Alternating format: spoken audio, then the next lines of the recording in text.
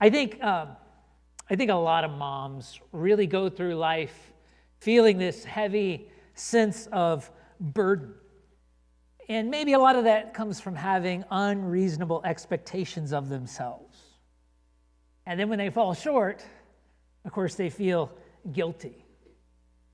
I mean, I remember during that COVID time period, during the lockdown, reading about women who felt like they were bad mothers because their kids were spending too much screen time, when there was nothing else to do.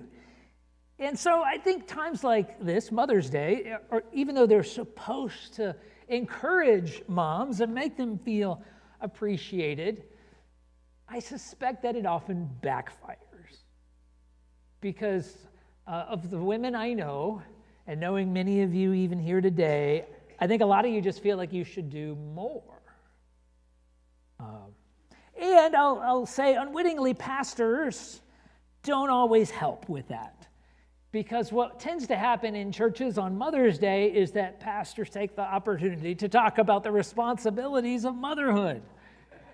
And so they just kind of push those expectations even more. And so I'm a bit of a contrarian in some ways. Lots of times I just don't say anything about Mother's Day. I just keep going, it's my thing. I go verse by verse and just keep going with it and ignore the day.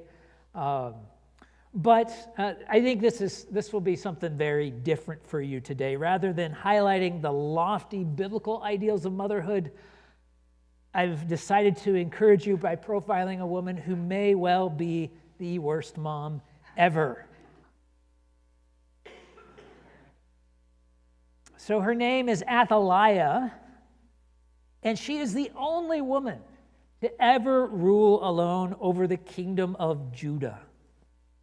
Now, she's kind of a background character in 2 Kings 8 through 10 and 2 Chronicles 21 through 22. Remember, those books, Kings and Chronicles, kind of run in parallel, two separate accounts of the same time period.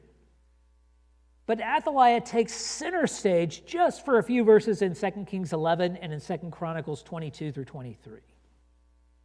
Most commentaries say very little about her. But she comes closer than any other villain in biblical history to ending the royal lineage of David from which Jesus is descended. So in that sense, she's a major character here. She stands as an example, I think, of true evil. And so on your very worst day, mothers, you can be encouraged that you're miles away from Athaliah. And yet the amazing thing is that her depravity is surprisingly simple. We could sum it up this way, that she rejects 4 gracious opportunities from God throughout her life that could have placed her on the road to righteousness. And so as we consider them, we'll see that in His grace, God presents us all with those same opportunities, not just the mothers. And even though we may fall short of some of our highest aspirations, if we at least seize these opportunities, we can take heart that God's put us on the right